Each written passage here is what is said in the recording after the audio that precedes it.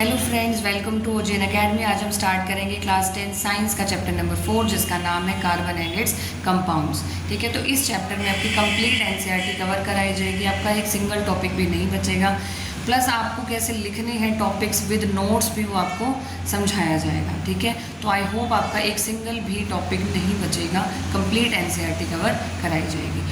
और एक मेन बात और कि अब कई बच्चे पूछेंगे कि कार्बन पे ही स्पेशल चैप्टर क्यों, बहुत सारे एलिमेंट्स हैं। ठीक है, और आपको ये भी बता दो बच्चों कि 11th-12th में तो कार्बन की एक पूरी ब्रांच है, 10th में तो सिर्फ इसका एक चैप्टर है।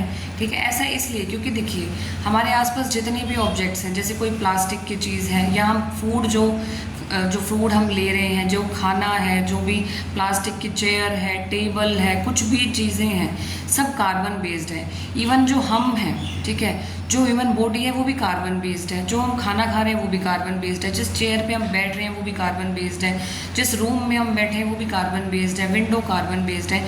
तो मतलब जो इतने सारे जो चीज़ें हैं वो सब क्या है, कार्बन बेस्ड हैं।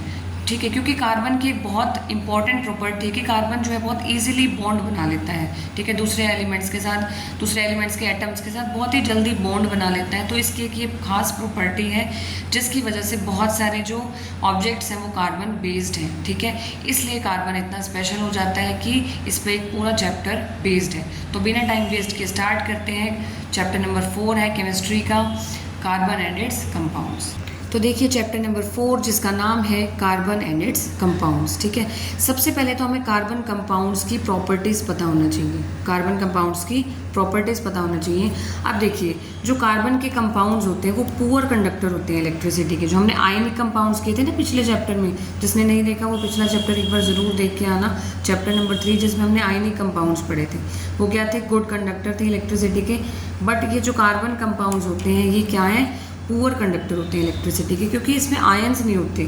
जब आयंस मूव करते हैं तभी तो इलेक्ट्रिसिटी कंडक्ट होती है। तो जो कार्बन कंपाउंड्स है वो क्या है, पुअर कंडक्टर होते हैं इलेक्ट्रिसिटी के। और कार्बन कंपाउंड्स का जो मेल्टिंग पॉइंट और बॉइलिंग पॉइंट है वो लो होता है आयनिक कंपाउंड्स के कंपैरिजन में। ठीक है, तो ये नोट्स भी आपको साथ साथ बनाने हैं। ठीक है, अगर आप साथ साथ नोट्स बनाएंगे तो मैं गारंटीड कह सकती हूँ ये चैप्टर आपको बहुत अच्छे से समझ में आ जाएगा।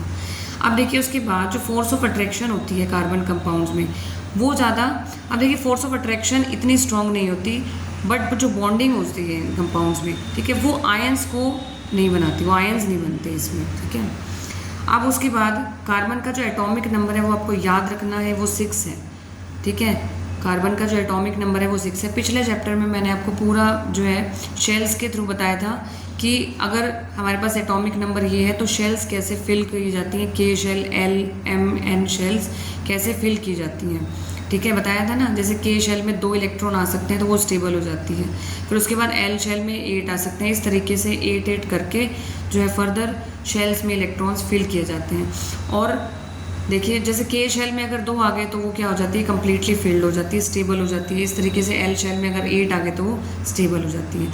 इस तरीके से जिसने नहीं देखा पहले आप ज़रूर चैप्टर 3 की मेरी वीडियो आप देख के आइए, फिर उसके बाद आपको जो है समझ में आएगा कि वैलेंस इलेक्ट्रॉन्स क्या है, अदरवाइज आपको समझ में नहीं आएगा ये चैप्टर। ठीक है, अब देखिए एटॉमिक नंबर जो कार्बन का है वो 6 है। अब 6 है तो 2 इलेक्ट्रॉन चले जाएंगे के शेल में, उसके बाद 4 इलेक्ट्रॉन बच गए। देखिए जैसे अगर हमारे पास एटॉमिक नंबर, तो एटॉमिक नंबर क्या है इसका, 6 है, तो इलेक्ट्रॉनिक कॉन्फ़िगरेशन क्या आ जाएगी, के शेल में 2 ही आ सकते हैं तो 2 आ जाएगी, बच गए 4 इलेक्ट्रॉन तो 4 जाएंगे दूसरी शेल में, तो 2 4 आ जाएगी इसकी कॉन्फ़िगरेशन। और ये जो बाहर वाले शेल में होते हैं, ठीक है, लास्ट वाले शेल में जो इलेक्ट्रॉन्स होते हैं वो वैलेंस इलेक्ट्रॉन होते हैं। तो इसके पास वैलेंस इलेक्ट्रॉन्स कितने हैं, 4, तो it has 4 valence electron its outermost shell. अब देखिए अब इसके पास 4 इलेक्ट्रॉन्स हैं। अब स्टेबल होने के लिए मैंने पहले 9th क्लास में भी है ये चैप्टर और पिछले चैप्टर में भी बताया था आपको बहुत अच्छे से कि अगर इसे स्टेबल होना है तो या तो ये 2 दे, मतलब 4 दे दे तो यहाँ 2 बच जाएंगे, 2 स्टेबल हैं, या फिर ये 4 ले लें क्योंकि 8 आने चाहिए सेकेंड शेल में, 2 8 कॉन्फ़िगरेशन हो जाएगी तो वो स्टेबल हो जाएगी। तो या तो ये 4 इलेक्ट्रॉन लूज़ कर दे या ये 4 गेन कर ले, तो इसको स्टेबल होने के लिए ये 2 कंडीशंस हैं। ठीक है, ये 2 कंडीशंस हैं इसके पास। तो देखिए यहाँ से ये मैं आपको इसलिए दिखा रही हूँ कि या तो मैंने बताया था कि 4 गेन कर सकता है, ये 4 लूज़ कर सकता है। फर्स्ट कंडीशन है कि ये 4 इलेक्ट्रॉन गेन कर ले, और C4 जब गेन करता है तो एनायन बन जाता है ना, 4 नेगेटिव मतलब इसने 4 इलेक्ट्रॉन्स लिए हैं। अब देखिए बट डिफ़िकल्ट हो जाता है। देखिए इसका जो एटॉमिक नंबर होता है वो 6 होता है, 6C12 इसका मास नंबर होता है, ठीक है। तो इसमें प्रोटॉन्स जो होते हैं वो 6 होते हैं और जितने प्रोटॉन उतने इलेक्ट्रॉन होते हैं, 12 - 6 ही इलेक्ट्रॉन होते हैं इसमें। अगर अब देखिए 6 प्रोटॉन है, 6 इलेक्ट्रॉन है, अगर ये 4 इलेक्ट्रॉन ले लेगा तो प्रोटॉन तो 6 ही रह जाएंगे और इलेक्ट्रॉन हो जाएंगे 10। तो 10 इलेक्ट्रॉन्स को होल्ड करना 6 प्रोटॉन्स के लिए बहुत डिफ़िकल्ट हो जाता है, ठीक है। तो ये जो है ये ऐसा नहीं कर सकते कि 4 इलेक्ट्रॉन गेन कर ले। अब सेकंड कंडीशन ये है कि 4 इलेक्ट्रॉन लूज़ कर ले। अब 4 इलेक्ट्रॉन लूज़ करेगा तो C4 पॉजिटिव कैटायन बन जाएगा, लेकिन 4 इलेक्ट्रॉन लेने के लिए बहुत ज़्यादा अमाउंट ऑफ एनर्जी चाहिए होगी, ठीक है। अगर 4 इलेक्ट्रॉन लूज़ कर लेगा, 4 इलेक्ट्रॉन लूज़ करने के लिए, देने के लिए जो है, यहाँ 4 ले रहा था, लेने में अनायन हो जाता है, देने में यहाँ लूज़ कर रहा है, लूज़ करने में कैटायन हो जाएगा। 4 इलेक्ट्रॉन अगर इसको लूज़ करने हैं देने में तो एनर्जी बहुत ज़्यादा जाएगी। तो इतनी एनर्जी पॉसिबल नहीं है कि हर एक एटम को हम इतनी एनर्जी दें कि 4 इलेक्ट्रॉन लूज़ कर ले। तो अब देखिए आप ये कहेंगे कि ना तो ये 4 गेन कर पा रहा है ना 4 लूज़ कर पा रहा है, कि ये भी कंडीशन आपने कह दी कि नहीं होगी, ये कंडीशन भी नहीं हो सकती। इस कंडीशन में क्या था कि 6 प्रोटॉन जो है वो 10 इलेक्ट्रॉन को होल्ड नहीं कर पाएंगे, और इस कंडीशन में क्या था कि इतनी एनर्जी हम प्रोवाइड नहीं कर पाएंगे। अब करें क्या? तो कार्बन क्या करता है, ना तो 4 इलेक्ट्रॉन गेन करेगा ना ही 4 लूज़ करेगा, ये करेगा शेयरिंग, ये 4 इलेक्ट्रॉन की शेयरिंग करेगा, शेयर करके जो है कोवलेंट बॉन्ड बनाएगा। तो देखिए कार्बन क्या करेगा, शेयर करेगा वैलेंस इलेक्ट्रॉन। तो कार्बन क्या करेगा, शेयर करेगा अपने वैलेंस इलेक्ट्रॉन्स को दूसरे एटम्स के साथ, दूसरे कार्बन एटम्स के साथ या फिर दूसरे एलिमेंट्स के एटम्स के साथ, ठीक है। अब देखिए जो शेयर्ड इलेक्ट्रॉन्स होंगे वो बिलोंग करने चाहिए आउटर मोस्ट शेल के शेयर होंगे, ऐसे नहीं कि इनर शेल के शेयर हो जाएंगे, ये बात आपको ध्यान रखनी है, ठीक है। And led to both atoms attaining the noble gas configuration. इस तरीके से जो दोनों एटम, अब देखिए 2 एटम शेयर कर रहे होंगे, 2 एटम शेयर करके जितने उनको कम पड़ रहे हैं उतने वो शेयर कर लेंगे और दोनों ही जो है वो नोबल गैस कॉन्फिगरेशन को अटेन कर लेंगे। एग्जाम्पल दे रही हूँ, सबसे पहले छोटा एग्जाम्पल दे रही हूँ, फिर आपको कार्बन का भी दिखाएंगे। सबसे पहले हाइड्रोजन की बात करते हैं। हाइड्रोजन का एटॉमिक नंबर 1 होता है और इलेक्ट्रॉनिक कॉन्फिगरेशन भी 1 हो गई। सबसे पहले मैंने बताया था कि डॉट से हम रिप्रेजेंट करते हैं इलेक्ट्रॉन को, ठीक है। इलेक्ट्रॉन को हम डॉट स्ट्रक्चर से बता रहे हैं। अब हाइड्रोजन के पास 1 है, एक और हाइड्रोजन ले लेते हैं जिसके पास भी 1 इलेक्ट्रॉन होगा, इसके पास भी 1 इलेक्ट्रॉन, इसके पास भी 1 इलेक्ट्रॉन। अब ये ऐसे करेंगे शेयर, ये इससे शेयर करेगा। अब देखिए अगर ये हाइड्रोजन नहीं है तो इसके पास ये 2 हो जाएंगे, ये हाइड्रोजन ना हो तो इस हाइड्रोजन के पास ये 2 हो गए, ये हाइड्रोजन नहीं होगा तो इस हाइड्रोजन के पास 2 हो गए, तो दोनों ही क्या हो गए, स्टेबल हो गए। इस तरीके से H2 मॉलिक्यूल बना लेते हैं, ठीक है। समझ में आ गया होगा। इस तरह के बॉन्ड को जहाँ पे शेयरिंग हो रही है ना तो उसको बोलते हैं कोवलेंट बॉन्ड। अब यहाँ पे एक कोवलेंट बॉन्ड बन रहा है तो सिंगल कोवलेंट बॉन्ड हो जाएगा। अब इस तरीके से ऑक्सीजन की बात करें, ऑक्सीजन का एटॉमिक नंबर होता है 8। कॉन्फ़िगरेशन सिखाई थी ना पिछले चैप्टर में कैसे करनी है, पहले में आ जाती है, पहले शेल में आ जाते हैं 2, क्योंकि 2 ही आ सकते हैं उसमें। बच कितने गए इसमें, 6 इलेक्ट्रॉन, 6 आ जाएंगे अगली शेल में। अब स्टेबल होने के लिए इसको 2 इलेक्ट्रॉन और चाहिए, ठीक है। अब इसी तरीके से देखिए O के हम 6 इलेक्ट्रॉन बना देंगे, 1 2 3 4 5 6। इसी तरीके से एक और O लिया, इसके पास भी 6 होंगे, वैलेंस लेने, ये वैलेंस हैं, 8 नहीं बनाने, वैलेंस इलेक्ट्रॉन लेने हैं यहाँ पे। तो इस तरीके से इस O के 1 2 3 4 5 6। अब इसको भी 2 इलेक्ट्रॉन चाहिए स्टेबल होने के लिए, इस ऑक्सीजन को भी 2 इलेक्ट्रॉन चाहिए स्टेबल होने के लिए। अब देखिए जब ये नहीं होगा तो इस ऑक्सीजन को ध्यान देना है आपने, आप इसको देखेंगे, मैं इसको छुपा रही हूँ, ठीक है। अब देखिए इस ऑक्सीजन के पास कितने हो गए, 1 2 3 4 5 6 7 8 हो गए, ये स्टेबल हो गया। अब आप इसे देखेंगे, अगर मैं इस ऑक्सीजन को यहाँ से ऐसे छुपा लेती हूँ तो इस ऑक्सीजन के पास देखिए 1 2 3 4 5 6 7 8, तो इसके पास भी 8 हो गए, इसके पास भी 8 हो गए। तो इस तरीके से इन्होंने जो है ये इलेक्ट्रॉन जो है 2 इलेक्ट्रॉन जो है यहाँ पे ये शेयर कर लिए, ठीक है। अब यहाँ से देखिए, अब यहाँ पे कोवलेंट बॉन्ड कितने बन रहे हैं। अब देखिए इस O ने अपने 2 इलेक्ट्रॉन शेयर किए, इस O ने अपने 2 इलेक्ट्रॉन शेयर किए, तो इस तरीके से इसमें एक बॉन्ड ये बन जाएगा कोवलेंट बॉन्ड, एक बॉन्ड ये बन जाएगा कोवलेंट बॉन्ड। तो यहाँ पे 2 कोवलेंट बॉन्ड बन गए। कितने कोवलेंट बॉन्ड बन गए, तो शेयर करके हमेशा कोवलेंट बॉन्ड बनता है। कोवलेंट बॉन्ड क्या होता है, जो शेयरिंग ऑफ इलेक्ट्रॉन से बॉन्ड बनता है एटम्स के बीच में, वो बॉन्ड होता है कोवलेंट बॉन्ड। क्लियर होगा। अब यहाँ पे सिंगल कोवलेंट बॉन्ड बन रहा था, यहाँ पे देखिए एक कोवलेंट बॉन्ड इन इलेक्ट्रॉन से, एक कोवलेंट बॉन्ड इन इलेक्ट्रॉन से, तो O2 मॉलिक्यूल बन गया ये। सिमिलरली जैसे नाइट्रोजन देखेंगे आप, नाइट्रोजन का एटॉमिक नंबर होता है 7, तो कॉन्फ़िगरेशन आ जाएगी 2 और 5। अब 5 को कैसे लिखेंगे, 2 इलेक्ट्रॉन यहाँ और 3, 1 2 3 यहाँ हो गए। नाइट्रोजन के 3 और 2 5 हो गए, इस नाइट्रोजन के भी 3 और 2 5 हो गए।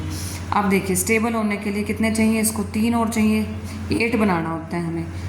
इसको 8 बनाने के लिए 2 और चाहिए थे, इसको 8 बनाना है तो 5 और 3 8, तो 3 इलेक्ट्रॉन चाहिए।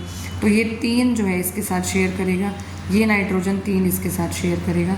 इस तरीके से ट्रिपल बॉन्ड बन गया, 1 2 और 3, तो ये N2 मॉलिक्यूल बन गया। मतलब 2 N ने मिलके 3 कोवलेंट बॉन्ड जो है वो बना लिया। समझ में आ गया होगा। इसी तरीके से देखिए कार्बन का दिखाएंगे। कार्बन का होगा, कार्बन के पास 4 होते हैं, कार्बन के पास 4 इलेक्ट्रॉन है वैलेंस में, और हाइड्रोजन के पास क्या होता है, 1 होता है वैलेंस शेल में। तो हमने 4 हाइड्रोजन ले लिए जिनके पास 4 इलेक्ट्रॉन होंगे, कार्बन के पास भी 4 इलेक्ट्रॉन है। तो कार्बन क्या करेगा, 1 2 3 4, कार्बन के पास 4 हैं ये वाले, हाइड्रोजन के पास भी 4 हैं, तो कार्बन क्या करेगा, इनके साथ बॉन्डिंग बना देगा। इस तरीके से कोवलेंट बॉन्ड बन गए ये वाले। ठीक है, ये इलेक्ट्रॉन डॉट स्ट्रक्चर दिखा रखा है, मीथेन, इसका नाम होता है मीथेन CH4। तो इस तरीके से कार्बन जो है हाइड्रोजन के साथ बॉन्ड बना के अब ये स्टेबल हो जाए। अब देखिए इस तरह के जो बॉन्ड्स फॉर्म होंगे, such bonds which are formed by sharing of electron, जो शेयरिंग से फॉर्म होते हैं, इलेक्ट्रॉन की शेयरिंग से जो बॉन्ड बनते हैं, ठीक है, उनमें उन बॉन्ड्स को जो है बोला जाता है बिटवीन 2 एटम्स, उनको बोलते हैं कोवलेंट बॉन्ड्स। तो such bonds which are formed by sharing of electron, sharing किस में हो रही है, बिटवीन 2 एटम्स, इन बॉन्ड्स को हम बोलते हैं कोवलेंट बॉन्ड्स। ठीक है, अब जो कोवलेंटली बॉन्डेड मॉलिक्यूल्स होते हैं are seen to have strong bonds within the molecule. अब ये चीज़ ध्यान रखना कि विद इन द मॉलिक्यूल तो स्ट्रॉन्ग बॉन्ड रहेगा, बट इंटर मॉलिक्यूलर फोर्सेज जो है वो वीक रहेगा। ठीक है, वो कैसे मैं बताती हूँ। देखो जैसे H2 और H2 जैसे आपस में जुड़े हुए हैं, ठीक है, अब इन दोनों H में एक बॉन्ड बन रहा है, ये तो स्ट्रॉन्ग होगा, इन HH में भी बॉन्ड स्ट्रॉन्ग होगा, लेकिन जो इंटर मॉलिक्यूल है, ये एक मॉलिक्यूल बन गया, ये एक मॉलिक्यूल बन गया, इनका जो बॉन्ड है ना, इनके बीच में बॉन्ड वीक होगा। ये इंटर मॉलिक्यूलर बॉन्ड होता है, मतलब ये मॉलिक्यूल बना रहा है, ये मॉलिक्यूल बना रहा है, इंटर मॉलिक्यूल, इन दोनों मॉलिक्यूल्स के बीच में जो बॉन्ड बनेगा वो तो वीक होगा, बट ये जो कोवलेंट बॉन्ड है ना वो स्ट्रॉन्ग होगा, ये कह रहा है। ठीक है, और जिसकी वजह से अब देखिए इंटर मॉलिक्यूलर फोर्सेस तो वीक हैं, जिसकी वजह से इनका मेल्टिंग और बॉइलिंग पॉइंट क्या होता है, लो होता है। अब जो कोवलेंट कंपाउंड्स होते हैं वो पुअर कंडक्टर होते हैं इलेक्ट्रिसिटी के, क्योंकि कोई चार्ज पार्टिकल ही नहीं है यहाँ पे फॉर्म होने के लिए, क्या है, पुअर कंडक्टर है इलेक्ट्रिसिटी के। ठीक है, उसके बाद जस्ट ये पता होना चाहिए कि कार्बन के एलोट्रोप्स कौन कौन से होते हैं, डायमंड, ग्रेफाइट और C16, जिसका नाम है बकमिंस्टर फुलरिंग। ठीक है, डायमंड में जो होता है, जो कार्बन, हर एक carbon atom 4 other carbon atom के साथ अटैच होता है, जो 3D स्ट्रक्चर बनाता है। ग्रेफाइट में क्या होता है, हर एक कार्बन जो है बॉन्ड होता है 3 अदर कार्बन एटम्स के साथ सेम प्लेन में, गिविंग अ हेक्सागोनल एरे बनाता है। और जो ग्रेफाइट स्ट्रक्चर है वो फॉर्म होता है हेक्सागोनल एरे से, being placed in layer one above other layer place होगी। और डायमंड और जो ग्रेफाइट होता है having very difficult physical properties even though there chemical properties. अभी डायमंड और ग्रेफाइट की जो फिजिकल प्रॉपर्टीज़ हैं बस वो अलग होती हैं, केमिकली ये सेम होते हैं। ठीक है, डायमंड हार्ड होता है, ग्रेफाइट स्मूथ होता है, ग्रेफाइट गुड कंडक्टर होता है इलेक्ट्रिसिटी का, और जो डायमंड होता है उनको सिंथेसाइज कर सकते हैं प्योर कार्बन में to very high pressure and temperature. और बकमिंस्टर फुलरिन C60 क्या होता है, इसमें 60 कार्बन जो है वो अटैच होते हैं एक दूसरे से और अरेंज होते हैं in the shape of football की शेप में अरेंज होंगे। ठीक है, तो ये जस्ट आपके नॉलेज के लिए बताया। उसके बाद नेक्स्ट टॉपिक है वर्सेटाइल नेचर ऑफ कार्बन। अब जो कार्बन होता है ना वो वर्सेटाइल नेचर, मतलब इसका बहुत अच्छा नेचर होता है। ठीक है, वो हम कैसे बता सकते हैं, देखो कार्बन के पास एक यूनिक एबिलिटी होती है कि ये बॉन्ड्स फॉर्म कर सकता है with other atoms of carbon giving rise to large molecule. मतलब ये कार्बन जो है ना दूसरे एटम्स के साथ अटैच होके बहुत बड़े बड़े मॉलिक्यूल्स बना लेता है, कि ये इसके पास खास प्रॉपर्टी है। इस प्रॉपर्टी को बोलते हैं कैटिनेशन प्रॉपर्टी, मतलब लार्ज मॉलिक्यूल फॉर्म कर सकता है ये। ठीक है। दीज कंपाउंड्स में have long chains of carbon. अब इन कंपाउंड्स में कार्बन की ही लॉन्ग चेन हो सकती है, ठीक है, या फिर ब्रांच चेन भी हो सकती है, या फिर रिंग में भी अरेंज हो सकते हैं इस तरीके से। नेक्स्ट देखिए, कंपाउंड जो कार्बन के कंपाउंड्स होते हैं, ठीक है, अगर वो सिंगल बॉन्ड से लिंक है एक दूसरे से, कार्बन के कंपाउंड्स अगर सिंगल बॉन्ड्स से अटैच हैं एक दूसरे से, तो उन्हें हम बोलते हैं सैचुरेटेड कंपाउंड। लेकिन अगर डबल बॉन्ड या ट्रिपल बॉन्ड से, मैंने दिखाए थे ना डबल बॉन्ड कैसे होते हैं, जैसे नाइट्रोजन में देखा था हमने, नाइट्रोजन में ट्रिपल बॉन्ड था, ऑक्सीजन में डबल बॉन्ड बना था, है ना। तो जो कार्बन के कंपाउंड्स अगर डबल और ट्रिपल बॉन्ड्स से अटैच हैं एक दूसरे से बिटवीन द कार्बन एटम्स के बीच में अगर सिंगल बॉन्ड है तो सैचुरेटेड कंपाउंड्स हैं वो, डबल बॉन्ड या ट्रिपल बॉन्ड है तो अनसैचुरेटेड कंपाउंड्स हैं, ये याद रखना है, ठीक है। और जो कार्बन का जो बॉन्ड होता है वो बहुत ही स्टेबल होता है, स्ट्रॉन्ग होता है। कार्बन के पास टेंडेंसी होती है कि वो 4 एटम्स को जो है वो बॉन्डिंग कर सकता है, वो कार्बन के साथ भी कर सकता है या फिर दूसरे एटम्स के साथ जो मोनोवेलेंट, जिनकी वैलेंसी 1 है, उनके साथ भी जो है बॉन्डिंग बना सकता है। उसके बाद कार्बन जो है, कार्बन फॉर्म कर सकता है बॉन्ड विद अदर एलिमेंट्स, दूसरे एलिमेंट्स के साथ भी कर सकता है, ठीक है। Are very strong making these compound exceptionally stable जो है फॉर्म कर सकता है। उसके बाद रीज़न क्या है कि reason for formation of strong bonds by carbon is it's small size. अब स्ट्रॉन्ग बॉन्ड कैसे बना लेता है कि ऐसा इसलिए होता है क्योंकि कार्बन जो है उसका साइज़ बहुत ही स्मॉल होता है, इसकी वजह से वो स्ट्रॉन्ग बॉन्ड फॉर्म कर सकता है। This enables nucleus to hold on to the shared pairs of electron, strongly वो जो है न्यूक्लियस होल्ड कर सकता है। उसके बाद देखिए जो बॉन्ड्स फॉर्म होंगे, formed by the elements having bigger atoms, जो बॉन्ड्स फॉर्म होंगे वो क्वाइट वीकर होंगे, ठीक है, जो बॉन्ड्स फॉर्म होंगे वो वीकर होंगे। जैसे बताया कि कार्बन बॉन्ड जो है, जो इंटरमोलिकुलर बॉन्ड आएगा वो क्या होगा, वीकर होगा। समझ में आ गया। अब देखिए जो कार्बन बॉन्ड फॉर्म कर रहा है वो स्ट्रॉन्ग होगा क्योंकि कार्बन जो है वो बहुत ही छोटा है, स्मॉल साइज़ का होता है। जो बड़े बड़े एलिमेंट्स, अब देखिए जो एलिमेंट्स फॉर्म करते हैं बिगर एटम्स के साथ, तो वो बॉन्ड्स क्या होते हैं, वीकर होते हैं। स्मॉल साइज़ वाला जो कार्बन है वो फॉर्म करेगा स्ट्रॉन्ग बॉन्ड, ठीक है। उसके बाद नेक्स्ट टॉपिक है सैचुरेटेड कार्बन कंपाउंड्स और अनसैचुरेटेड कार्बन कंपाउंड्स। बताया ना सैचुरेटेड क्या होते हैं, compounds of carbon having single bonds between carbon atom.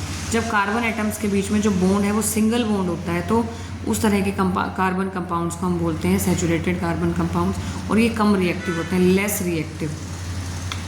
अगर कार्बन कंपाउंड, देखिए कार्बन एटम्स के बीच में ऐसे कंपाउंड्स जिनमें कार्बन एटम्स के बीच में जो बॉन्ड है वो सिंगल बॉन्ड है, सिंगल बॉन्ड तो saturated carbon compound, double bond या ट्रिपल बॉन्ड तो अनसैचुरेटेड कार्बन कंपाउंड, ठीक है।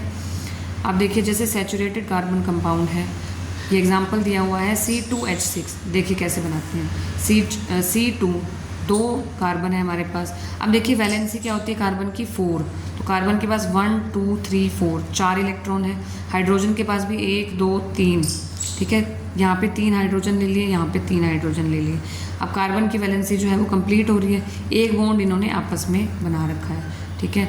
अब 2 कार्बन है और हमारे पास 6 हाइड्रोजन है। अब ध्यान से देखिए इसमें सारे सिंगल बॉन्ड हैं, तो ये क्या हो जाएगा हमारे पास, सैचुरेटेड कार्बन कंपाउंड। और C2H4 देखिए इसका स्ट्रक्चर ऐसे बनता है, C2 2 C हैं और 4 H हैं। अब वैलेंसी तो सेटिस्फाई होनी चाहिए ना, तो कार्बन के 1 2 3 4 इलेक्ट्रॉन हो गए, इस कार्बन के भी 1 2 3 4 इलेक्ट्रॉन हो गए और हाइड्रोजन के 1 1 हो गए, ठीक है। अब यहाँ पे डबल बॉन्ड बन रही है, बताया था ना डबल बॉन्ड कैसे बनता है, जैसे हमने ऑक्सीजन के केस में देखा था, फिर ट्रिपल बॉन्ड हमने नाइट्रोजन के केस में देखा था, है ना, तो वैसे ही बना रखा है। तो यहाँ पे डबल बॉन्ड यूज़ हो रहा है, तो ये कैसा कंपाउंड है, अनसैचुरेटेड कंपाउंड। अब देखिए जो सैचुरेटेड कंपाउंड होते हैं उन्हें बोलते हैं एल्केन्स। एल्केन्स होते हैं सैचुरेटेड कंपाउंड, और एल्कीन और एल्काइन होते हैं अनसैचुरेटेड। एल्कीन और एल्काइंस होते हैं अनसैचुरेटेड, ठीक है। एल्केन्स मतलब सिंगल बॉन्ड वाले, एल्कीन मतलब डबल बॉन्ड वाले, एल्काइन मतलब ट्रिपल बॉन्ड वाले। पहले हमने कहा ना अनसैचुरेटेड में डबल बॉन्ड और ट्रिपल बॉन्ड होता है। अब फिर से क्लासीफाई करते हैं कि डबल बॉन्ड अनसैचुरेटेड है, डबल बॉन्ड और अनसैचुरेटेड है तो एल्कीन हो जाएगा, ट्रिपल बॉन्ड और अनसैचुरेटेड है तो एल्काइन हो जाएगा। इनके जो है ये मॉलिक्यूलर फॉर्मूला आपको याद रखना होगा। एल्केन्स में होता है CnH2n+2, एल्कीन में होता है CnH2n और एल्काइन में होता है CnH2n-2। n की वैल्यू आप 1 ले सकते हैं, 2 3 ऐसे करके ले सकते हैं। जैसे अगर 1 है तो C1, n की जगह 1 पुट कर दो, क्या आ जाएगा हमारे पास CN1 आ गया। यहाँ 1 पुट किया तो कितना आ जाएगा 4, तो CH4 आ जाएगा। इस तरीके से आप ये निकाल सकते हैं। अब देखिए टेबल जिसमें हम देखेंगे formula and structure of saturated compounds of carbon and hydrogen. सबसे पहले आपको ये पता भी होना चाहिए कि किसका नाम जो है कैसे रखना है। अब देखिए यहाँ पे ये एक टेबल दी हुई है, इस कॉलम में दिया हुआ है कि कार्बन एटम्स कितने हैं, जैसे 1 2 3, ठीक है। यहाँ पे नेम दिए गए हैं इनके, यहाँ फॉर्मूला है, उसके बाद जो है यहाँ स्ट्रक्चर बनाएंगे। सबसे पहले अगर हमारे पास कार्बन एटम 1 है, 1 कार्बन एटम है, ठीक है, तो देखिए अगर हमारे पास 1 कार्बन एटम हो तो C आ जाएगा। अब देखिए एक कार्बन एटम के पास 4 वैलेंसी होती हैं, तो इसको 4 शेयरिंग चाहिए होंगी, तो 4 हाइड्रोजन हमें लगाने पड़ेंगे। ये आपको ध्यान रखना है कि अगर एक कार्बन है तो 4 हाइड्रोजन इसको चाहिए होंगे ताकि कोवलेंट बॉन्ड बना सके। तो इस तरीके से ये स्ट्रक्चर हो जाता है। ठीक है, अब ये 4 हाइड्रोजन के साथ कोवलेंट बॉन्ड बना लेगा, ठीक है। अब देखिए जब भी हमारे पास एक कार्बन होता है, एक कार्बन के लिए हम मिथ वर्ड यूज़ करते हैं, मिथ। अब क्योंकि ये एल्केन है, सिंगल बॉन्ड वाला है, तो हम एन यूज़ करते हैं पीछे, एन। अगर हमारे पास सिंगल बॉन्ड आ जाएगा ना, सारे सिंगल बॉन्ड है, तो हम पीछे एन वर्ड यूज़ करते हैं एल्केन के लिए। एल्केन का एन वर्ड हम ले लेते हैं। और अगर एक कार्बन एटम है तो मिथ वर्ड यूज़ करते हैं, 2 कार्बन एटम है तो इथ वर्ड यूज़ करते हैं, 3 है तो प्रोप वर्ड यूज़ करते हैं, 4 है तो ब्यूट वर्ड यूज़ करते हैं, 5 कार्बन एटम है तो पेंट वर्ड यूज़ करते हैं, 6 है तो हेक्स यूज़ करते हैं। एन तो हम लेके आए हैं, एन क्यों लेके आए हैं, क्योंकि हम एल्केन की सीरीज़ ले रहे हैं। एल्केन मतलब सिंगल बॉन्ड वाले सैचुरेटेड हाइड्रोकार्बन, ठीक है, समझ में आ गई। इस तरीके से नेमिंग देनी है। तो सबसे पहले देखिए मीथेन का जो फॉर्मूला होता है CH4, ये इसका स्ट्रक्चर होता है, C के साथ 4 हाइड्रोजन अटैच कर दिए। अब C2H6, 2 कार्बन का मतलब इथ आ जाना चाहिए, इथ आएगा क्योंकि एल्केन है, ठीक है। एल्केन में क्या आ जाएगा, इथेन। और फॉर्मूला से निकालना है, जैसे मैंने फॉर्मूला बताया था ना कि एल्केन का क्या होता है। अब ये जो है ये फॉर्मूला बेस्ड है, कैसे बने देखो। एल्केन्स का फॉर्मूला होता है CnH2n+2। n की वैल्यू होती है जितने यहाँ ये आइटम्स लेंगे, ठीक है। अब जैसे n की वैल्यू 1 ली हमने, ठीक है, n की वैल्यू क्या है 1 पुट कर दो यहाँ पे, C1 और H कितना आ जाएगा 4। इसी तरीके से n की वैल्यू 2 पुट करो। इथेन में क्या है, n की वैल्यू 2 है ना, यहाँ पे ये n की वैल्यू होती है, तो C2। जब n की वैल्यू 2 पुट करेंगे तो कितना आ जाएगा, यहाँ पे 6 आ जाएगा।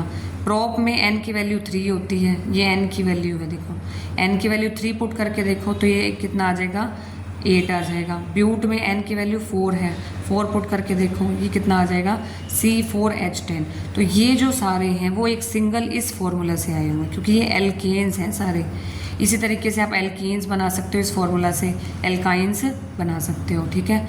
तो ये आई होप ये आपको कॉन्फ़िगरेशन समझ में आ गई होगी। C2H6 ऐसे बनाएंगे, C3H8 जो है ऐसे लगाएंगे, C4H10, C5H12, C6H14। समझ में आ गया होगा। एक कार्बन तो मिथ, 2 कार्बन तो इथ। एन तो हमने एल्केन के लिए लगाया है, ऐसे अगर एल्कीन होता तो इथीन हो जाता, प्रोपीन हो जाता, ब्यूटीन हो जाता, इस तरीके से। एल्काइन होता तो इथाइन हो जाता, प्रोपाइन हो जाता, ब्यूटाइन, इस तरीके से, ठीक है। तो जो है ये आई होप समझ में आ गया होगा कि कैसे नोमेनक्लेचर हम कर रहे हैं। फिर देखिए, फिर आते हैं स्ट्रक्चरल आइसोमर्स। स्ट्रक्चरल आइसोमर क्या होता है, compounds with identical molecular formula. देखिए ऐसे कंपाउंड्स जिसका मॉलिक्यूलर फॉर्मूला सेम है लेकिन स्ट्रक्चर हमने अलग अलग बना दिए, जैसे ये है, यहाँ पे भी देखो C4 रहेंगे, H10 रहेंगे, यहाँ भी आप काउंट कर सकते हो C4 रहेंगे, H10 रहेंगे, लेकिन बनाने का जो तरीका है, जो स्ट्रक्चर है वो अलग अलग है। तो इस तरह के जो कंपाउंड्स को हम बोलते हैं स्ट्रक्चरल आइसोमर्स, ये आपको पता होना चाहिए, ठीक है। उसके बाद आता है देखिए कुछ कंपाउंड्स जो हैं, some compounds have carbon atoms arrange in the form of ring. कई बार जो कार्बन आइटम्स हैं वो रिंग की फॉर्म में अरेंज होते हैं इस तरीके से। देख जैसे C6H12, यहाँ पे C6 हैं और H कितने हैं 12 हैं। बेंजीन में क्या होता है, C6 होते हैं और H6 होते हैं। अगर H6 होंगे तो जो यहाँ एटम्स जो बॉन्ड बनेंगे हमारे पास वो डबल बॉन्ड बनेंगे कुछ, ठीक है। तो इस तरीके से। उसके बाद आता है हाइड्रोकार्बन्स। हाइड्रोकार्बन्स क्या होते हैं, देखिए जो कंपाउंड्स, जिन कंपाउंड्स में सिर्फ कार्बन हो और हाइड्रोजन हो उन्हें बोलते हैं हाइड्रोकार्बन। हाइड्रो मतलब हाइड्रोजन हो और कार्बन हो, उन्हें बोलते हैं उन कंपाउंड्स को हाइड्रोकार्बन्स। ठीक है, अब सैचुरेटेड हाइड्रोकार्बन्स होते हैं एल्केन्स, बताया था। अनसैचुरेटेड हाइड्रोकार्बन्स होते हैं जो डबल बॉन्ड और ट्रिपल बॉन्ड वाले हों। डबल बॉन्ड वाले अनसैचुरेटेड हाइड्रोकार्बन को बोलते हैं एल्कीन्स, और ट्रिपल बॉन्ड वाले अनसैचुरेटेड हाइड्रोकार्बन को बोलते हैं एल्काइंस। इनके मॉलिक्यूलर फार्मूला भी बता चुकी हूँ मैं, आप ध्यान से देख सकते हैं। उसके बाद देखिए जो कार्बन है, कार्बन बॉन्ड फॉर्म करेगा। अब ये नहीं है कि सिर्फ हाइड्रोजन के साथ ही बॉन्ड फॉर्म करेगा, वो और एलिमेंट्स के साथ भी बॉन्ड फॉर्म कर सकते हैं, जैसे कि हेलोजन्स, ऑक्सीजन, नाइट्रोजन, सल्फर, इनके साथ भी बॉन्ड फॉर्म करेगा ये। ठीक है, और हाइड्रोकार्बन चेन में क्या होगा, वन और मोर हाइड्रोजन्स कैन बी रिप्लेस। और ऐसा भी हो सकता है कि हम क्या करें, वन बाय वन हाइड्रोजन को रिप्लेस करते जाएं दूसरे किसी एलिमेंट से, ऐसा भी हो सकता है। और जिस एलिमेंट से हम रिप्लेस करेंगे ना, देखिए क्या होगा, जैसे हाइड्रोकार्बन है हमारे पास, तो हम क्या करेंगे, हाइड्रोकार्बन जो कंपाउंड है पूरा, जैसे CH4 था, जैसे क्या था CH4, हम क्या करें, एक एक H हटाते जाएं और दूसरा कोई एलिमेंट लेके आते जाएं। जैसे मैं OH ले आई, क्लोरीन ले आई, Cl ले आई, ब्रोमीन ले आई। तो जो एलिमेंट को हटा रहे हैं और दूसरा किसी को लेके आ रहे हैं, तो उस एलिमेंट को हम बोलते हैं हेट्रोएटम। जिस एलिमेंट को हम लेके आ रहे हैं ना, उस पर नया एलिमेंट अटैच कर रहे हैं, हाइड्रोजन हटा दिया और दूसरा एलिमेंट लगा दिया, वो एलिमेंट होता है हेट्रोएटम। समझ गए? और इन्हीं हेट्रोएटम को हम फंक्शनल ग्रुप भी बोलते हैं। क्या बोलते हैं? फंक्शनल ग्रुप भी बोलते हैं। अब देखिए जैसे एग्जांपल है हेट्रोएटम या कोई फंक्शनल ग्रुप है, जैसे अभी देखिए क्लोरीन भी हो सकता है, ब्रोमीन भी हो सकता है। इन क्लास ऑफ कंपाउंड को हम क्या बोलते हैं? हेलो मतलब हेलोजन का हेलो यूज़ कर लिया। अब हेलोजन का हेलो यूज़ कर लिया, बट हेलोजन तो क्लोरीन भी है, ब्रोमीन भी है, तो हम इनके लिए वर्ड यूज़ करेंगे क्लोरो, और ब्रोमीन के लिए यूज़ करेंगे ब्रोमो। ठीक है, एल्केन है तो एल्केन लगा देंगे लास्ट में। और इनको फॉर्मुलेट कैसे करते हैं, फंक्शनल ग्रुप को ऐसे लगाते हैं, यहाँ पे ये एक लाइन दिखेगी आपको, और क्लोरीन ये बॉन्ड दिखा रही है, बॉन्ड है ये। ठीक है, तो इस तरीके से ये बॉन्ड और क्लोरीन, ये बॉन्ड और ब्रोमीन, ये सब्सटीट्यूट है H एटम के लिए। हाइड्रोजन को मैंने बताया ना, हाइड्रोजन हटाते जाएंगे और दूसरा एलिमेंट लगाते जाएंगे, तो ये फंक्शनल ग्रुप हैं। उसके बाद ऑक्सीजन अगर हाइड्रो एटम है, ऑक्सीजन के टाइप हैं, जैसे एल्कोहल भी हो सकता है क्लास ऑफ कंपाउंड। एल्कोहल अगर आ जाता है तो बॉन्ड और OH, एल्कोहल के लिए हम OH यूज़ करते हैं फंक्शनल ग्रुप। एल्डिहाइड के लिए हम CHO ऐसे बोलते हैं, H के साथ तो सिंगल बॉन्ड बनाता है, ऑक्सीजन के साथ डबल बॉन्ड बनाएगा कार्बन, तो एल्डिहाइड के लिए हम CH double bond O use करेंगे। कीटोन के लिए हम C double bond O use करते हैं। कार्बोक्सिलिक एसिड के लिए हम C double bond O single bond OH use करते हैं, ये आपको याद करना है। एल्कोहल के लिए OH, एल्डिहाइड के लिए CH double bond O, ketone के लिए C डबल बॉन्ड O, और कार्बोक्सिलिक एसिड के लिए C double bond O single bond OH, ये आपको याद करना है। देखिए आप NCERT में भी देख सकते हैं, ये जैसे हेलोजन के लिए हम ये यूज़ कर रहे हैं, एल्कोहल के लिए हम OH, एल्डिहाइड के लिए CHO, कीटोन के लिए CO, कार्बोक्सिलिक एसिड के लिए COOH, तो ये अच्छे से पता होना चाहिए। उसके बाद देखिए नेक्स्ट टॉपिक है होमोलोगस सीरीज़। अब होमोलोगस सीरीज़ क्या होती है? देखिए अब फंक्शनल ग्रुप हमने कहा कि हम हाइड्रोजन को हटाते जाएंगे और कोई फंक्शनल ग्रुप लगाते जाएंगे। ठीक है, तो presence of functional group such as alcohol हो गया। अब ये जो फंक्शनल ग्रुप है ना, ये डिसाइड करेगा जितने भी कंपाउंड्स में हम क्या कर रहे हैं, OH लगाते जा रहे हैं, तो मेन डिपेंड करेगा कि इस पूरे कंपाउंड की प्रॉपर्टीज़ कैसी होंगी, वो डिपेंड करता है कि कैसा फंक्शनल ग्रुप हमने लगाया है। ठीक है, फॉर एग्जांपल देखिए जो केमिकल प्रॉपर्टीज़ हैं, अब जैसे OH हमने लगा दिया, CH3 पे भी लगा दिया, फिर C2H5 पे OH लगा दिया, C3H7 पे OH लगा दिया, C4H9 पे OH क्या है, सब में कॉमन है। ठीक है, और ये जो सीरीज़ है हमेशा होमोलोगस सीरीज़ जो है वो CH2 से डिफ़र करती है। जैसे यहाँ पे देखो CH3 है, यहाँ क्या हो गया, एक C बढ़ गया, और यहाँ 3 H थे या 2 H बढ़ गए, तो CH2 का डिफरेंस है। यहाँ भी आप देखोगे C2H5 है या C3H7 है, तो CH2 बढ़ गया, फिर CH2 बढ़ गया। तो होमोलोगस सीरीज़ हमेशा CH2 से बढ़ती जाती है और सेम फंक्शनल ग्रुप होता है, तो इस तरह की सीरीज़ को हम बोलते हैं होमोलोगस सीरीज़। और इन सब की जो केमिकल प्रॉपर्टीज़ हैं वो सेम रहेंगी, बस ये फिज़िकल प्रॉपर्टीज़ की डिफरेंट है, क्योंकि जो चेन है वो लॉन्गर होती जा रही है ना, तो उस हिसाब से मेल्टिंग बॉइलिंग पॉइंट बढ़ता जाएगा ना, तो फिजिकल प्रॉपर्टीज़ तो अलग होंगी इनकी, बट केमिकली ये क्या होंगे, सारे सेम होंगे। इस तरह की सीरीज़ को जहाँ पे सेम फंक्शनल ग्रुप अटैच है और हमारे पास ये जो जो कंपाउंड्स हैं वो CH2 यूनिट से बढ़ते जा रहे हैं, इस तरह की सीरीज़ को हम बोलते हैं होमोलोगस सीरीज़। तो सच अ सीरीज़ ऑफ कंपाउंड्स, इस तरह के कंपाउंड्स जिसमें सेम फंक्शनल ग्रुप सब्सटीट्यूट है, सब्सटीट्यूट फॉर हाइड्रोजन, मतलब यहाँ पे हमने क्या किया, एक हाइड्रोजन को हटा के OH लगा दिया, हाइड्रोजन को हटा के OH लगा दिया। तो हाइड्रोजन के सब्सटीट्यूट में सेम फंक्शनल ग्रुप, सेम मतलब सब में सेम फंक्शनल ग्रुप होना चाहिए। तो इस तरह की सीरीज़ को हम बोलते हैं होमोलोगस सीरीज़, और CH2 यूनिट से ये डिफर होनी चाहिए। जैसे एल्कीन्स के लिए होमोलोगस सीरीज़, एल्कीन का फॉर्मूला बताया था ना, CnH2n होता है, CnH2n। जैसे C2H4 होना चाहिए, C3H6 होना चाहिए, C4H8 होना चाहिए, 5H10, इसका डबल होता है। 5 है तो 10 होगा, 4 है तो 8 होगा, 3 है तो 6, 2 है तो 4। अब होमोलोगस सीरीज़ में केमिकल प्रॉपर्टी सेम रहेंगी, जैसे कि मैंने बताया, फिजिकल प्रॉपर्टी वेरी करेंगे, जैसे कि मेल्टिंग पॉइंट और बॉइलिंग पॉइंट इंक्रीज़ करेंगे, क्योंकि जो मॉलिक्यूलर मास है और जो चेन है वो बढ़ रही है ना, इस वजह से फिजिकल प्रॉपर्टीज़ डिफरेंट हो जाएंगी और केमिकल प्रॉपर्टीज सेम रहेंगी। अब देखेंगे nomenclature of carbon compounds. Nomenclature में एक चीज़ जो मैं पहले बता चुकी हूँ, एक बार फिर से रिवाइज करा देती हूँ। ये जो है एक बार फिर से रिवाइज करा रही हूँ कि अगर हमारे पास एक कार्बन एटम होता है तो मिथ वर्ड यूज़ करते हैं। एन तो हमने एल्केन के लिए लगाया, एल्कीन होता तो यहाँ पे ईन हो जाता, एल्काइन होता तो यहाँ आइन हो जाता। एक कार्बन एटम है तो मिथ वर्ड यूज़ करते हैं, 2 कार्बन एटम है तो इथ वर्ड यूज़ करते हैं, 3 है तो प्रोप, 4 कार्बन है तो ब्यूट, 5 है तो पेंट, 6 है तो हेक्स। ये वर्ड आपको यूज़ करने हैं। और एल्केन है मतलब सिंगल बॉन्ड है तो एन वर्ड यूज़ करना है, डबल बॉन्ड है तो ईन वर्ड यूज़ करना है जैसे इथीन, ट्रिपल बॉन्ड है तो आइन वर्ड यूज़ करना है जैसे इथाइन। समझ गए? अब आपको नोमेनक्लेचर समझ में आए तो देखिए नोमेनक्लेचर ऑफ कार्बन कंपाउंड्स। सबसे पहले तो देखना है कार्बन एटम्स कितने हैं। जैसे कि मैंने बताया, एक कार्बन एटम है तो मिथ हो जाएगा, 2 है तो इथ, 3 है तो प्रोप, इस तरीके से। फिर देखना है कि फंक्शनल ग्रुप कौन सा प्रेजेंट है। ठीक है, फंक्शनल ग्रुप देखना है, it is indicated in the name of compound. अब फंक्शनल ग्रुप या तो प्रीफिक्स भी हो सकता है, सफिक्स। प्रीफिक्स मतलब जो हमारे पास नेमिंग है, प्रीफिक्स, प्री का मतलब जो आगे लगता है, सफिक्स का मतलब जो पीछे लगता है। नेमिंग में प्रीफिक्स मतलब आगे जाएगा, सफिक्स मतलब पीछे की तरफ जाएगा। ये आपको अभी समझ में आएगा आगे। देखिए, जैसे if the name of functional group is to be given as suffix, अगर सफिक्स है और सफिक्स वोवल से शुरू हो रहा है तो हमारे पास जो वोवल है उसको डिलीट करना पड़ेगा। ये आपको एग्जांपल से समझ में आएगा। देखिए, जैसे 3 कार्बन एटम्स की चेन है और कीटोन ग्रुप लगा हुआ है, कीटोन ग्रुप लगा हुआ, बताया था ना कीटोन ग्रुप।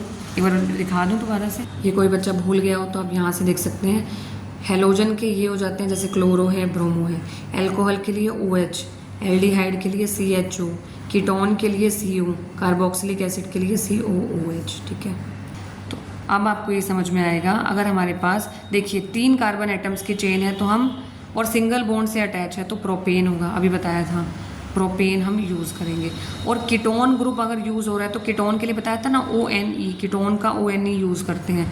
अब देखो प्रोपेन में क्या है, वोवल के साथ ये हो रहा है, और यहाँ पे भी क्या है, कीटोन का ओन हम लेते हैं, यहाँ भी वोवल, यहाँ भी वोवल, तो एक वोवल प्रोपेन का वोवल ई वोवल हम डिलीट कर देंगे। कहने का मतलब 2 वोवल अगर भिड़ रहे हैं एक दूसरे से, ठीक है, 2 वोवल जुड़ रहे हैं, जैसे कि 3 कार्बन एटम की चेन मतलब प्रोपेन हो गया, कीटोन का हम ONE ओन लेते हैं। अब यहाँ से ONE यानी कि O भी वोवल, प्रोपेन का E भी वोवल, तो 2 वोवल एक साथ नहीं रह सकते, मतलब एक मैन में 2 तलवारें नहीं रह सकती, तो एक वोवल को हमें डिलीट करना पड़ेगा। तो यहाँ वाले वोवल को हम हटा देते हैं, प्रोपेन के वोवल को हमने हटा दिया। ठीक है, और इस ओन को हमने रख लिया, तो अब पूरे कंपाउंड का नेम बन गया प्रोपेनोन। क्या बन गया? प्रोपेनोन। तो इस तरीके से ये क्या बन जाएगा? प्रोपेनोन। ठीक है, अब देखिए if carbon chain is unsaturated, अब अनसेचुरेटेड कार्बन चेन है तो देखिए, तो फाइनल एन जो होगा, एन की जगह हम यूज़ करेंगे, बताया था ना ईन या फिर आइन हम यूज़ करेंगे। ठीक है, जैसे 3 कार्बन चेन है with a double bond would be called propene, और ट्रिपल बॉन्ड है तो प्रोपाइन। ये मैं आपको बता चुकी हूँ। अब देखिए ये एग्जाम्पल से आपके सारे जो है आपको समझ में आ जाएंगे। देखिए जैसे हमारे पास ये एग्जाम्पल है, इसको हमें नेम करना है। सबसे पहले हमें देखना है कार्बन आइटम कितने हैं, 1 2 3, तो प्रोप यूज़ करेंगे। सिंगल बॉन्ड है तो एन यूज़ करेंगे। अब यहाँ पे फंक्शनल ग्रुप भी है, ठीक है, फंक्शनल ग्रुप है Cl के लिए बताया था ना क्लोरो यूज़ करते हैं, Br तो ब्रोमो यूज़ करते हैं, तो यहाँ हम क्लोरो यूज़ करेंगे। और ये जो होता है वो प्रीफिक्स में जाता है हमेशा, ये कहाँ जाता है? प्रीफिक्स में। बाकी फंक्शनल ग्रुप सफिक्स में यानी कि पीछे जाते हैं। तो क्लोरो आगे लगेगा, फिर प्रोपेन लगेगा, तो क्लोरो प्रोपेन। अब जैसे ये कंपाउंड है, इसका हमें नेम करना है, 1 2 3 हमारे पास कार्बन है, तो प्रोप लगेगा। अब हमारे पास देखो ये सारे तो क्या है, सिंगल बॉन्ड से अटैच हैं। अब यहाँ फंक्शनल ग्रुप देखना है, कैसा है functional group, CHO। Functional group क्या है, CHO। इसको छुपा दें, ठीक है। ये क्या हो जाएगा हमारे पास, फंक्शनल ग्रुप, CHO हो जाएगा फंक्शनल ग्रुप। तो CHO के लिए मैंने बताया था ना क्या यूज़ करते हैं, अल यूज़ करते हैं, AL। Cl के लिए जो एल्डिहाइड होता है उसके लिए अल यूज़ करते हैं, AL अल यूज़ करते हैं, ठीक है। देखिए इसमें पता लगेगा आपको, हेलो एल्केन के लिए क्लोरो ब्रोमो प्रीफिक्स में यूज़ करते हैं। अब इसमें बता रखा है किसके लिए क्या यूज़ करते हैं, एल्कोहल के लिए सफिक्स, सफिक्स मतलब जो पीछे लगता है, ये प्रीफिक्स में लगता है, सफिक्स में मतलब जो पीछे की साइड लगता है। अल्कोहल में OL यूज़ करते हैं, एल्डिहाइड में AL अल यूज़ करते हैं, कीटोन में ONE ऑन यूज़ करते हैं, कार्बोक्सिलिक एसिड में ओइक एसिड यूज़ करते हैं, एल्कीन में सफिक्स इन यूज़ करते हैं, एल्काइन में सफिक्स आइन यूज़ करते हैं, ठीक है। तो देखिए अब यहाँ पे CHO है तो AL अल यूज़ करेंगे, सफिक्स क्या यूज़ करेंगे, अल, ठीक है। अब तो ये क्या बन जाएगा, प्रोपेनल। अब जैसे ये है 1 2 3 कार्बन आइटम है तो प्रोप हो जाएगा, ट्रिपल बॉन्ड है तो आइन, प्रोपाइन। अब 1 2 3 कार्बन आइटम है, ठीक है, और COOH, ये क्या बन रहा है पूरा देखो, COOH क्या होता है, कार्बोक्सिलिक एसिड, उसके लिए हम ओइक एसिड यूज़ करते हैं, दिखाया था ना अभी। तो ये हो जाएगा 3 है तो प्रोपेनोइक एसिड, ये हो जाएगा। आई होप समझ में आ गया होगा कि कैसे नेमिंग करने, आप सारे कर सकते हैं। अब देखिए जैसे और एग्जांपल है, ये वाला एग्जांपल देखिए, इसमें बता दिए ये तो क्लोरोप्रोपेन, 3 है कार्बन तो प्रोप, क्लोरोप्रोपेन, ठीक है, और ये ब्रोमो प्रोपेन हो जाएगा। अब ये हो जाएगा प्रोपेनॉल, ये भी बता दिया, प्रोपेनल CHO है तो ये भी बता दिया। यहाँ पे देखो ये हो जाएगा, अब यहाँ पे CO सिर्फ क्या है, CO, CHO नहीं है, CO है, तो 1 2 3 कार्बन आइटम है तो ये हो जाएगा प्रोपेनॉन। बताया था ना, E जो है यहाँ से डिलीट हो जाएगा क्योंकि 2 वोवल्स आगे, तो एक वोवल को हटा देंगे, प्रोपेनॉन हो जाएगा। अब यहाँ पे COOH है तो ये हो जाएगा, 3 कार्बन आइटम है तो प्रोप, COOH का प्रोपेनोइक एसिड हो जाएगा। नेक्स्ट है ये हो जाएगा, 1 2 3 कार्बन आइटम है, डबल बॉन्ड है तो प्रोपीन, ट्रिपल बॉन्ड है, 3 कार्बन आइटम है तो प्रोपाइन। समझ में आ गया होगा ये, तो आई होप आपको यहाँ तक समझ में आ गया होगा। मिलते हैं नेक्स्ट वीडियो में, जो बचा हुआ चैप्टर है वो हम करेंगे नेक्स्ट वीडियो में। Bye bye.